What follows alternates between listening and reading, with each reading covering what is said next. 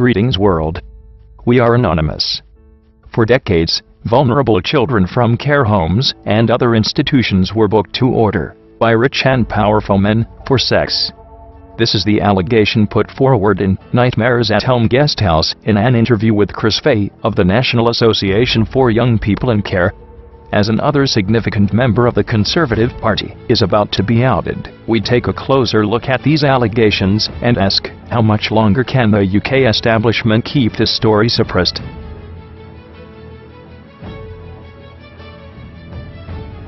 In 1974, a group of child sex abusers launched the Pedophile Information Exchange, PIE. This group was legal at the time and sought to promote the rights of pedophiles.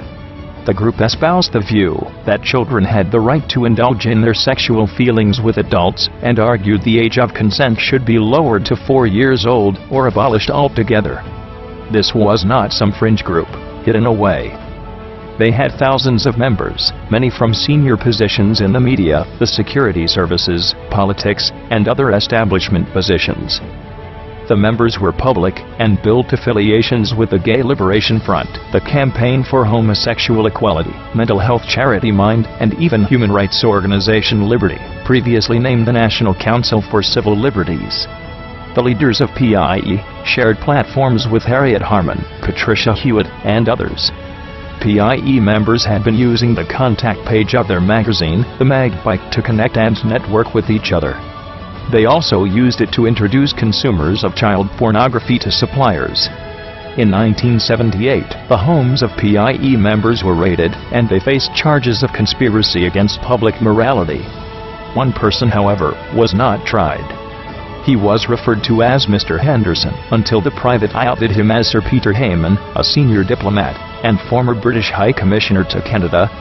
While other PIE members, who indulged in the same activity as Hayman, were sent for trial at the Old Bailey, Hayman was sent home by the Attorney General and carried on regardless.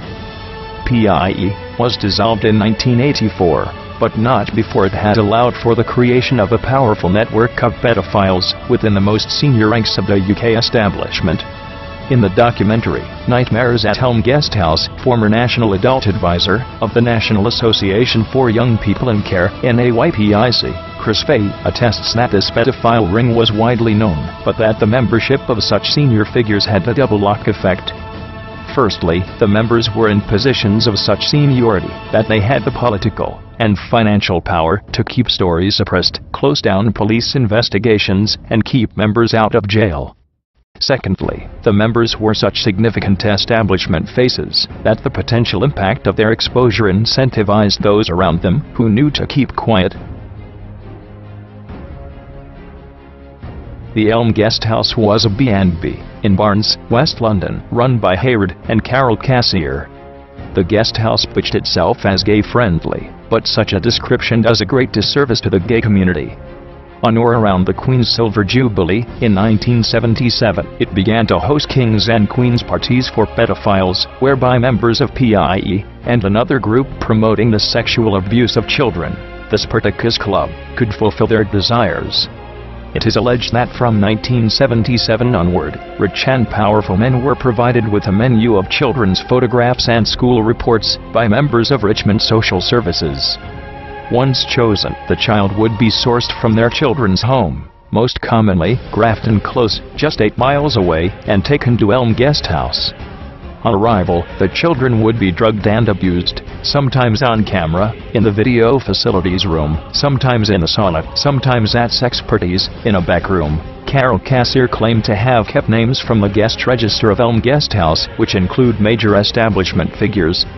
The names are Anthony Blunt, Royal Connections, MI5, Traitor, Russian Spy Deceased; Harvey Proctor, Monday Club, well-known convicted pedophile; Sir Peter Bottomley, Worthing MP, and Monday Club; Charles Irving; Leon Britton, Lord, ex-Thatcher Minister, likely the Tory ex-minister referred to anonymously in recent newspaper reports; Peter Brook, life peer; John Rowe, MI5, former MP; Cyril Smith, deceased, ex-Rochdale MP; Ron Brown; Colin Jordan, ex-National Front leader; George Tremlett, former GLC leader; Peter Campbell, Monday Club; Gary Walker, sin fine.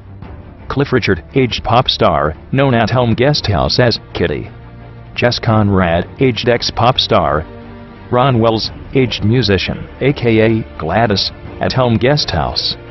Richard Miles, Monday Club. Chris Denning, ex-BBC. DJ, convicted pedophile. R. Langley, Buckingham Palace Equerry. Terry Dwyer, Patrick Puddles. Lewis Minster, head of Richmond Social Services. Colin Peters, QC, a convicted pedophile, sentenced to 8 years in 1989. Steve Everett, senior Westminster social worker. Ray Wire, so-called expert on pedophile therapy. Peter Glencross, editor of Monday Club newsletter. Guy Hamilton Blackwell, son of Westland Helicopters chairman. The plight of one particular boy illustrates the horrific nature of this network of abuse. Peter Hatton Bornchen and his brother David were put into care after their mother committed suicide in the 1970s. They were 12 and 13. One day, they were told by senior workers at Grafton Close Children's Home that they were going a treat. Their treat was a visit to Elm Guesthouse. Peter, his brother, and other boys were made to dress up as fairies, encouraged to become drunk, and invited to play a game of hide and seek. The boys were told to hide, and when caught by the adult men, would be sexually abused by their captor. Some of the men who raped, tortured, and sexually abused Peter and David have been named as Liberal MP Cyril Smith, Catholic priest Father Tony McSweeney, who officiated at the wedding of Frank Bruno, and deputy manager of Grafton Close Children's Home, John Stingmower, who also supplied the boys. Peter never got over the abuse he received at the hands of these men. He later complained about his treatment, and received compensation from Richmond Council, while the story remained suppressed. He fell into poor mental health, and was treated at Broadmoor. In 1994, just days after his 28th birthday, he killed himself with a fatal drug overdose. His suicide note included the words, "I will get those bastards." The Elm Guesthouse was raided in 1982. Police found 5 pornographic videos of children, evidence of the cashier's neglect of their son Eric, and other vice charges.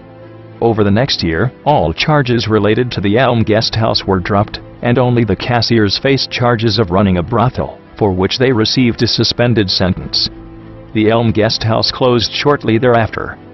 In 1990, with her husband dead and son Eric removed from her custody, it is alleged that Carol Kassir invited NAYPIC's Chris Fay to view the contents of a box, which she claims contained a photograph of Leon Britton while he was a minister of government, dressed as a nurse, with a naked 14-year-old boy on his lap.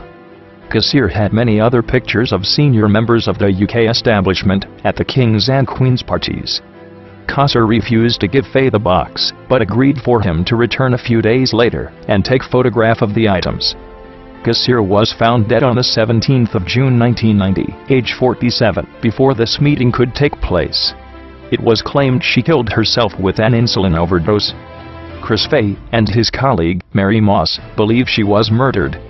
They argue the last injection found on her body was 72 hours old, and it is unheard of for a person to receive an insulin overdose and live for 72 hours. The syringe mark was also on her posterior, but she normally injected the insulin into her arm. The only person to corroborate Kassir's handwriting in the suicide note was David Dissett, a known pedophile, with links to PIE and the Spartacus Club. Kassir had received threatening phone calls and intimidation from the police prior to her death. One example of earlier efforts to expose the network.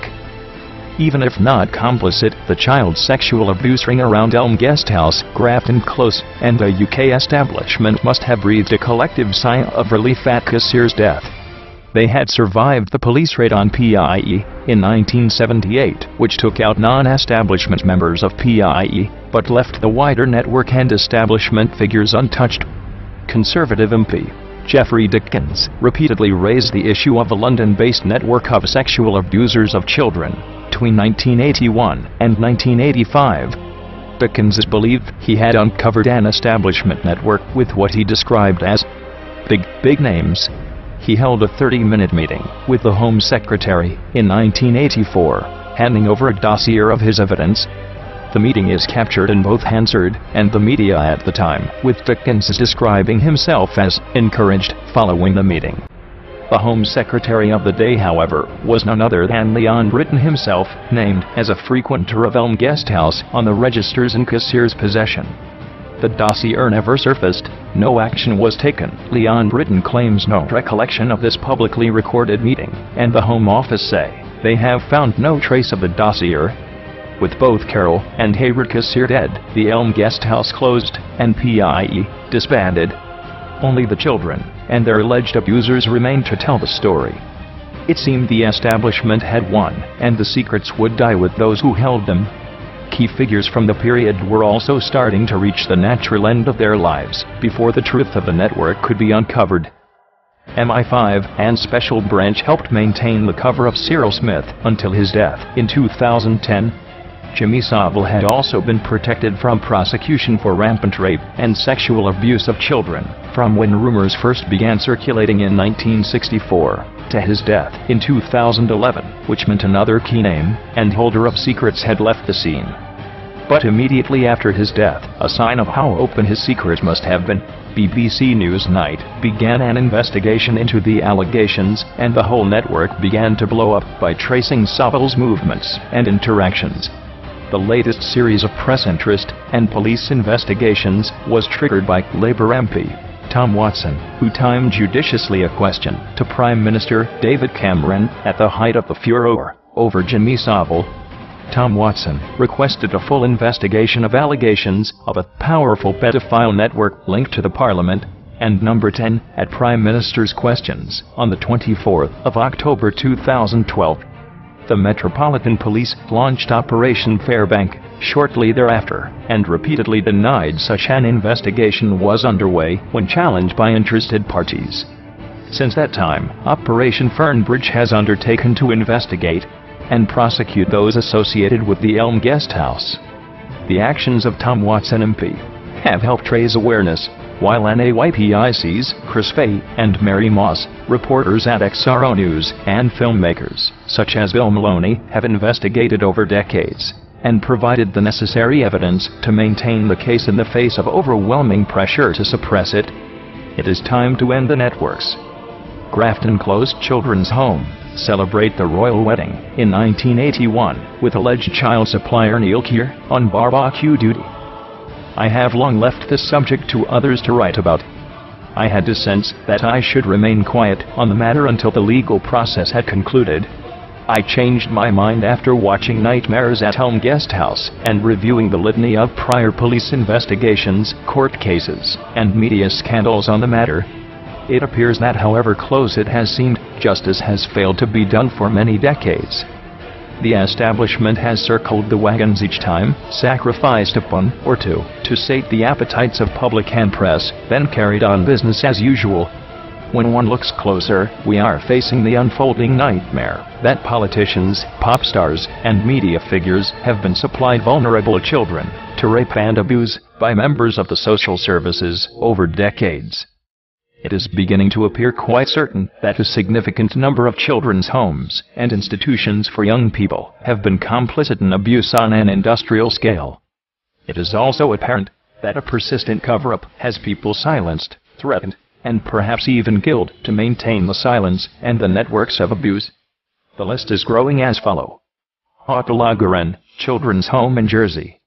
The network of 6 children's homes in and around Nottingham. Long-term and extensive abuse at a network of children's homes in North Wales. The abuse at a church in Edinburgh Children's Home. A series of allegations against staff at Cranbourne Children's Home in Kent. The Duncroft-approved school for girls, which provided Jimmy Savile with children with whom to engage in sex acts. These are but a few of the scandals to emerge in recent years. The reason for us all to pay attention, and for independent journalists and parties to maintain the pressure on this story, is simple.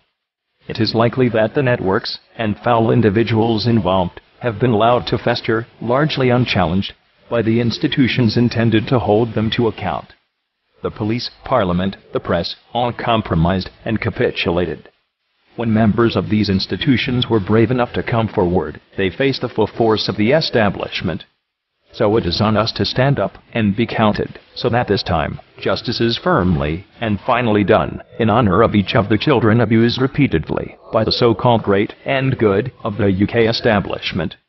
We do not know the guilt of any of those suspected, but we must ensure claims are fully investigated, and where guilt is found, appropriate consequences are delivered. We are anonymous. We are legion. We will not forgive these pedophiles. We will not forget the children whom they tortured. To the UK establishment, you will be expecting us